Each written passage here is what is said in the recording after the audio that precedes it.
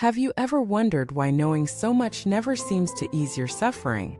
Why some people seem to break down after every minor setback, while others blossom even after deep trauma?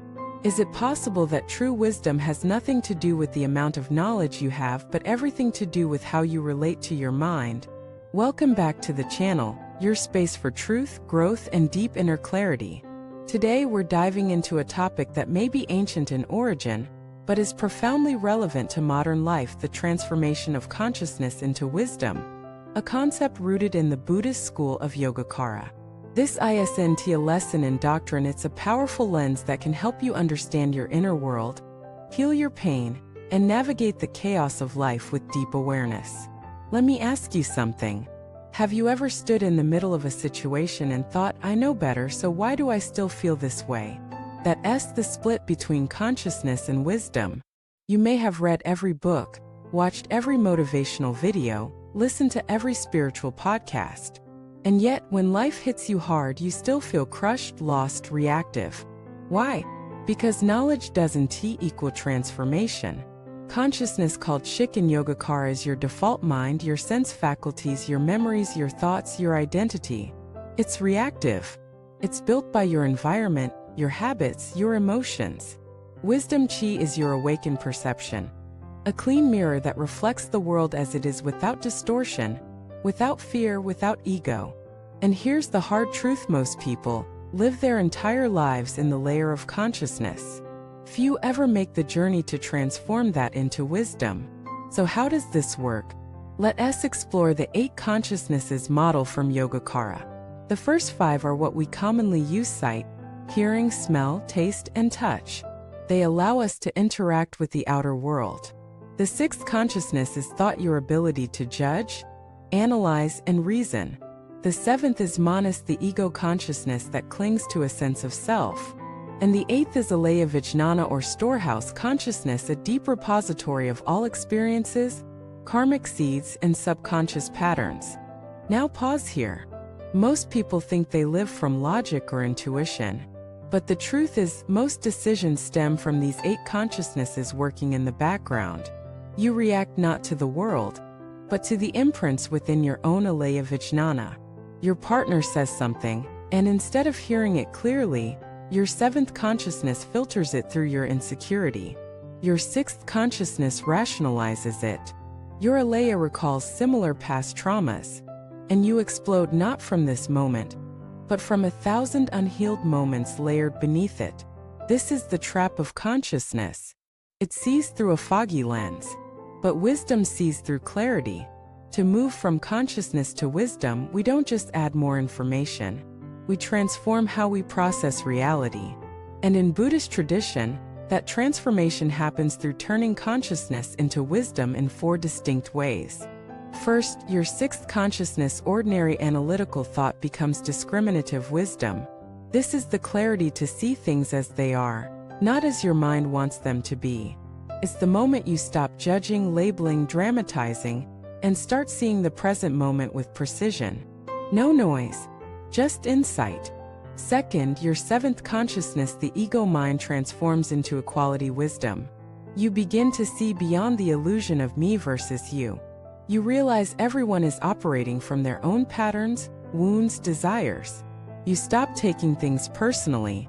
You no longer seek superiority. You see all beings with compassion and equanimity. Third, your 8th consciousness, the deep subconscious, transforms into mirror-like wisdom. Imagine a crystal-clear mirror that reflects whatever stands before it, without attachment, without judgment. That's what your awareness becomes: silent, alert, pure. You witness life as it unfolds, without inserting your past into every interaction. Finally, the first 5 consciousnesses, your senses, become wisdom of effortless action. Your body, speech, and movements become natural, appropriate, and effective. You don't try to be wise. You just are. It flows from the center of your being. This is not theory. This is liberation. Let me tell you the story of a man named Daejin, a Korean monk who lived in the mountains for decades. He began his path not with peace, but with suffering. He had lost his family in a car accident, and in his grief, He wandered until he found a temple that took him in. For years he studied scriptures, meditated, listened to teachers. But he remained angry, bitter, reactive. One day, while sweeping the monastery courtyard, a young novice accidentally spilled water on him. Daejin erupted in fury. "How could you be so careless?" he shouted. The novice bowed, silent, and returned to work. That night, Daejin sat with his teacher, who said only one sentence: "You've read 10,000 books, but you couldn't handle one drop of water." That was the turning point. He realized he had knowledge but no wisdom. He knew the concepts, but his consciousness was still reactive. From that day, he stopped focusing on external study and turned inward. He watched every thought arise, every feeling, every reaction. He stopped blaming. He stopped escaping. Slowly, his mind began to clear. His anger dissolved. He no longer needed to control. He began to see, not just understand. Years later, visitors described him as so peaceful, it felt like standing beside a waterfall. He had transformed his consciousness into wisdom. Not by force but by awareness. You can do the same. But it starts with observing your mind, not fixing it, not judging it, just seeing. Can you witness your fear without becoming it? Can you see your craving without feeding it? Can you sit with pain without immediately trying to escape it? That space, that moment between stimulus and response, is where transformation begins. Now imagine a modern scenario. You're at work.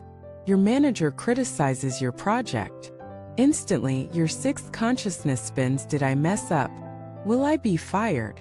Your seventh consciousness kicks in: why is he always picking on me? Your alaya stirs: my father used to say I'm never good enough. You feel a rush of emotion. Anger, fear, shame. But instead of reacting, you pause. You breathe. You observe. You recognize this isn't about now. This is about a stored imprint being activated. You don't defend. You don't attack. You simply respond with clarity: thank you for the feedback. I'll revisit the presentation and improve it.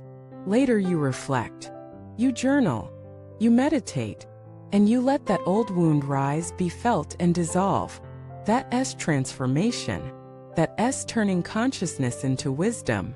You begin to live from a different center, not from wounded reactions, but from grounded awareness. This is just the beginning. Keep watching.